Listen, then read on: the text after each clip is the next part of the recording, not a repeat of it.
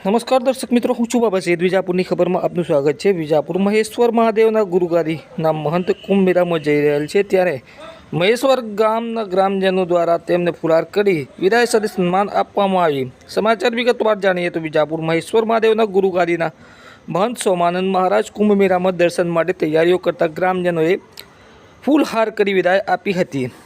શ્રી ગાદીપતિ મહંતના વિદાયના કાર્યક્રમમાં ગ્રામજનો તેમજ ગામના સરપંચ માધુભાઈ પટેલ, પંકજભાઈ પટેલ, મહેન્દ્રભાઈ રાણા, રિંકેશ પટેલ ટ્રસ્ટી મંડળ સહિત ઉપસ્થિત રહ્યા હતા અને ગ્રામજનો પાદર સુધી જે કહી શકાય કે મહંત મહારાજને વિદાય આપવા નીકળ્યા હતા. ત્યારબાદ પ્રસાદી સહિતનું વિતરણનું કાર્યક્રમ પણ યોજાયો હતો.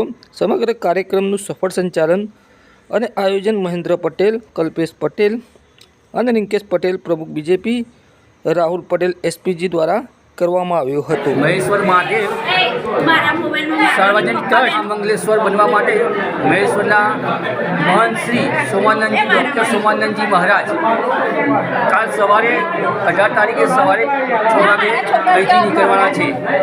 મહાદેવ સાર્વજનિક ટ્રસ્ટ આયોજિત સોમાનંદજી મહારાજનો મહામંડલેશ્વરના સન્માન માટેનો વિદાય સમારોહ આપણા ગામની ઓળખ આપણા મહેશ્વર મહાદેવના મંદિર થકી જ છે.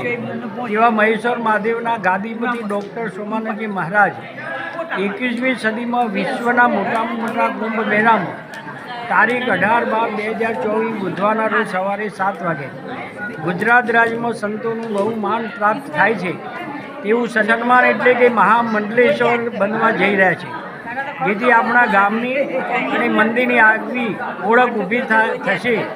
એ માટે આપણા ગામનું ગૌરવ સદાય મંદિર થકી જળવાયેલું છે અને રહી છે. તો આપણે સૌ આપણા ગાદીપતિ સોમાનંદજી મહારાજનું સન્માન કરવું જરૂરી બને.